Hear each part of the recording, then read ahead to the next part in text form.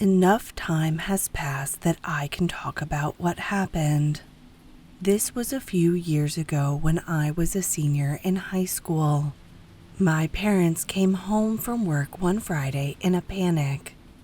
My grandmother, my dad's mom, had fallen and broken a hip and was being rushed into surgery.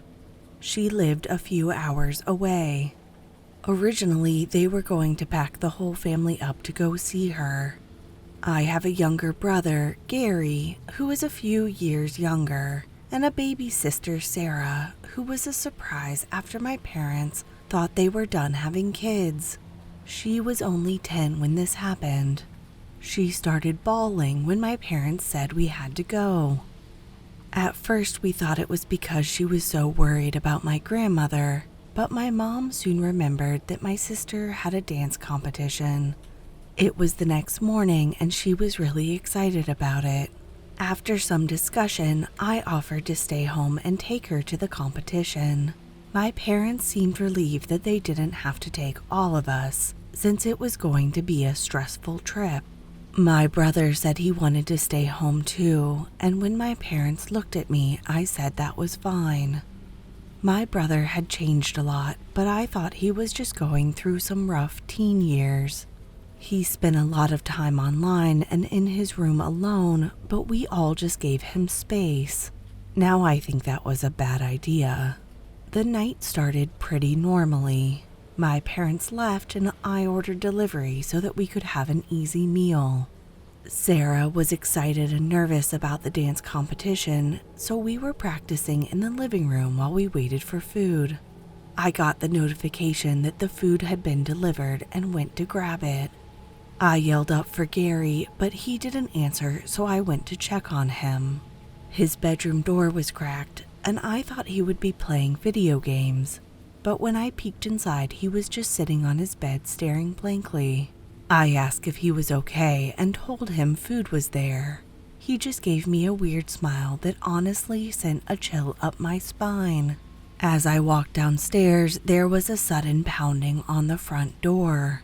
My first thought was that it was the delivery driver coming back or something. I went and peeked out the front window. There was someone hunched over on the front porch. I yelled through the door asking if they were okay.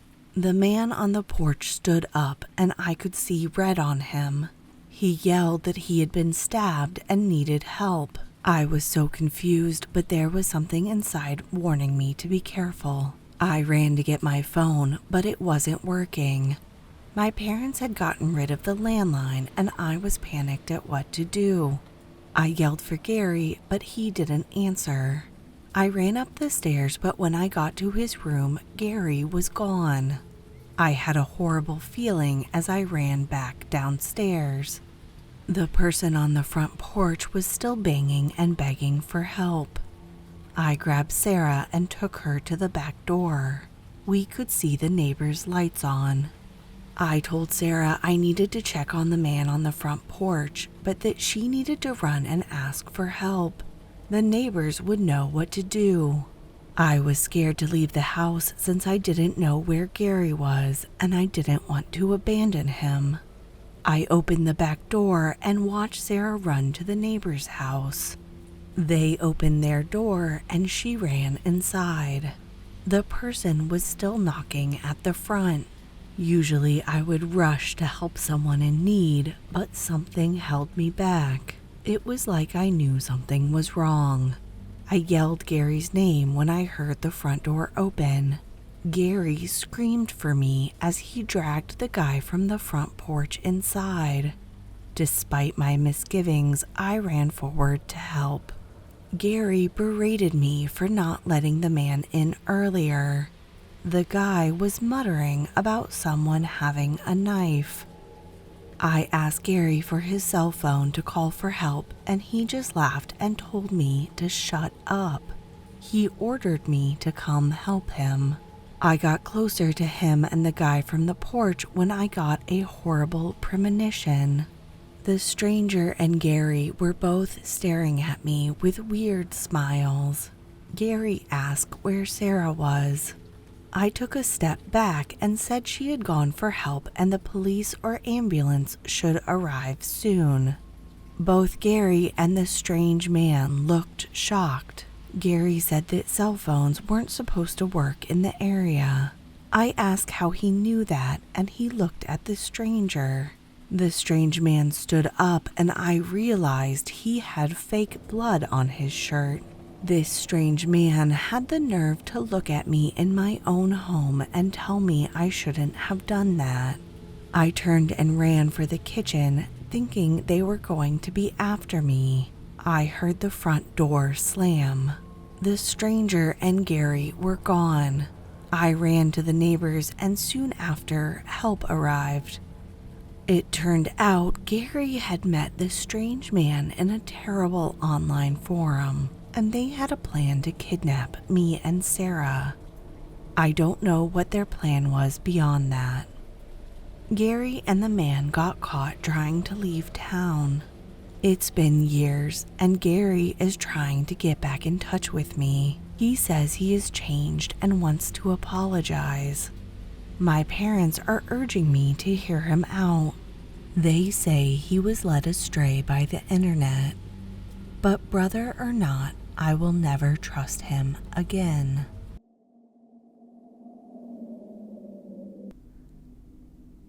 To make money over summer, I offered to clean out my neighbor's basement. She was moving into assisted living and most of the house had been packed up. She said she didn't really want anything from the basement. My job was to organize what could be sold and separate things that her children might want. It was a dusty job in a musty, hot basement, but I enjoyed going through and sorting all of the forgotten items. There were old books and furniture and some beautiful oil paintings. I had to throw some things away because of water damage, which was sad. As I worked, I started to get a creepy feeling. It felt like something was down in the basement with me. I ignored it as I continued sorting, as I was getting close to having everything cataloged. One of the last items was large and covered in a sheet. This was what was giving me the bad feeling. Suddenly, the warm air felt clammy, and I found myself shivering. There was a strong temptation to leave the basement. I told myself if I just finished cataloging and photographing the items, I could call it quits for the day. My heart was in my throat as I pulled the dusty sheet away, revealing a beautiful carved wooden mirror. The glass was old and my reflection was slightly warped. I was trembling at this point, terrified. It felt ridiculous, and yet I was. I moved closer to the mirror. There was a sort of sick fascination to how unnerving it was to be around the mirror. Unease pricked at me. My reflection felt off somehow. Before I realized it, I was pressed up against the mirror.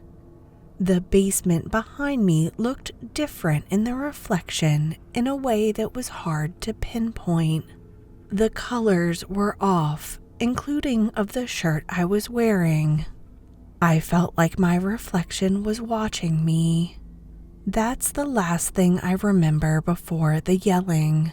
My mom was yelling my name, and I was on the cold concrete ground that smelled of damp and must. My parents had gotten worried when I didn't make it home for dinner. They said they found me passed out in front of the mirror.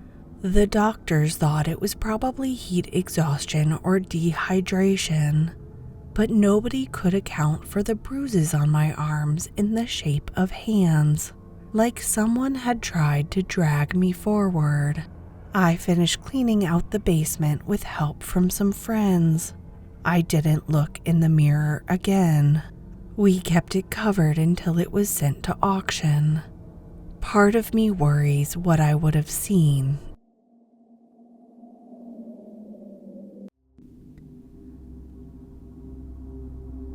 One thing about me is I'm a big yard sale guy. I have never met a yard sale I didn't like. There is something so fun about seeing a peek into other people's lives, and it's possible to get really great deals. I feel kind of bad when people don't realize what they have. I try to be fair and never take advantage, but I've gotten some great electronics and clothes. My favorite part is the thrill of the hunt. One Saturday, I was driving around like usual when I saw a small sign stapled to a phone pole. The handwriting was so small I had to get out of the car to read it. I decided what the heck and drove over to check it out. Parking the car, I knew immediately there was going to be treasure. The house was a cool mid-century modern home, and the yard sale was set up on tables along the circular gravel driveway. There was an older woman sitting on a camping chair who gave me a big wave when she spotted me. Her name was Eleanor, and she was a complete sweetheart. Looking around, my excitement turned to apprehension. The things she had out were beautiful paintings and sculptures and old art books. She had priced things so low I could hardly believe it. I couldn't help myself, so I started talking to her about what she had and gently suggested she think about her prices. She was so appreciative, saying they were her late husband's things and she just wanted other people to enjoy them. It was clear the process of trying to sell off his possessions was overwhelming to her. I hung out, hearing stories of her late husband until it was time for her to close up shop.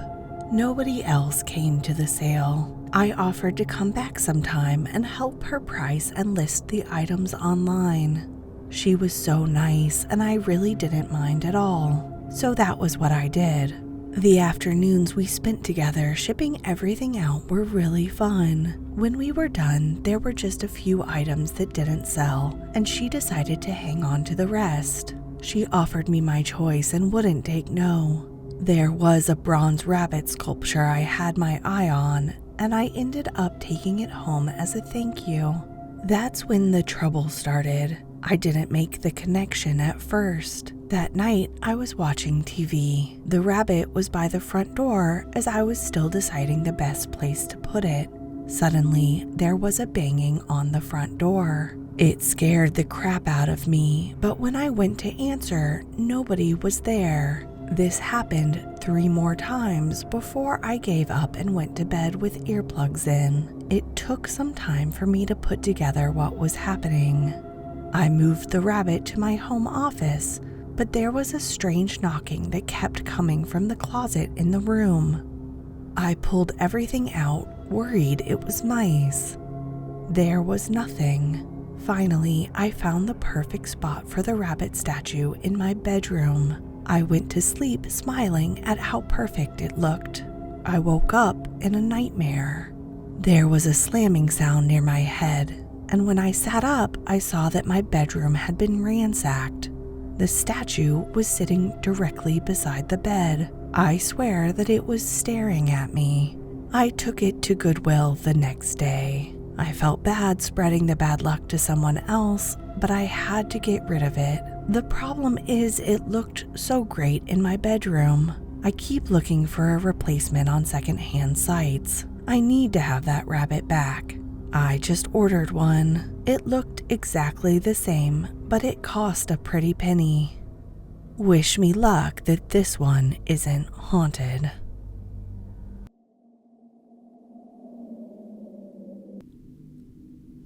I'm a DoorDash driver as my second job. It's not my favorite thing in the world, but I need the money. The nicest part of the job is the routine. I listen to audiobooks as I drive around. I really appreciate the people who order the same thing at the same time every week. It gives my week a nice structure as well. There was always one delivery address that stood out. They always ordered at 5:30 on Friday night, noodles from a great Thai place. Always gave me a 30% tip. It was a contactless delivery, so I would leave the bag on the front porch. Sometimes there would even be an extra note with a few dollar bills as an extra tip to say thank you. The house was a cute but somewhat rundown Victorian. I was always curious of who lived there, but I didn't think about it too much. Until one Friday, the order didn't come through like usual. I was so used to keeping the same schedule that it made my week feel unbalanced to not make the drive over.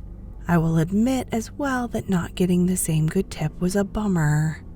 It was when another week passed without the order being placed, and then another, that I started to get worried about whoever lived there. I hoped everything was okay. I knew it probably was, but after a month I got curious, and in my free time I drove by just to see. The house looked completely different. It was newly painted and there were patches of fresh wood on the front porch. I was about to leave when there was a knock on my driver's side window. Embarrassed, I rolled the window down. Jed introduced himself and asked if I was interested in the house because it was going on the market soon.